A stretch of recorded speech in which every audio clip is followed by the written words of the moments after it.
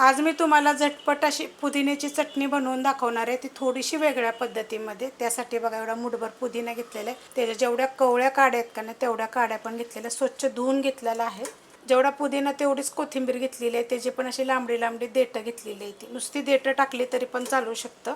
4 हिरव्या मिरच्या, 1 चमचा टाकायचं जिरं, चवीप्रमाणे टाकायचं मीठ, 1 गड्डी लसूण. आता हे काय करणार आहे, एकदा मी फिरवून घेणार आहे. एकदाच मी फिरवून घेतलेलं आहे बंद चालू करून.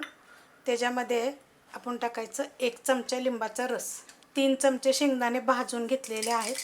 साल काढून घेतले तरी चालतील आणि नाही घेतले तरी चालतील. त्याला काय करायचं, फक्त बंद चालू करायचे. बंद चालू करून 2 वेळा मी फिरवून घेतलेलं आहे. अशा पद्धतीत झालेलं आहे. मस्त अशी होते बघा खायला. आता हे अशीच खायची, याला परतायची वगैरे गरज नाही आहे. तुम्हाला पाहिजे तर ह्याच्यामध्ये एखादा चमचा तुम्ही सफेद तीळ पण भाजून टाकू शकता. पण अशी झटपट करायची, खूप चविष्ट लागते. आता गरमीच्या दिवसात का नाही पुदिना खाल्ल्याला चांगला असतो, तर थोडं वेगवेगळ्या पद्धतीनं करून खायची. तर अशी चपातीभर खायला मस्त आहे. वरण भात केला तर तोंडी लावायसाठी. ही रेसिपी कशी वाटली कमेंट करून सांगा. रेसिपी आवडली तर लाईक करा, सबस्क्राईब करा, कमेंट करा आणि शेअर बी करा.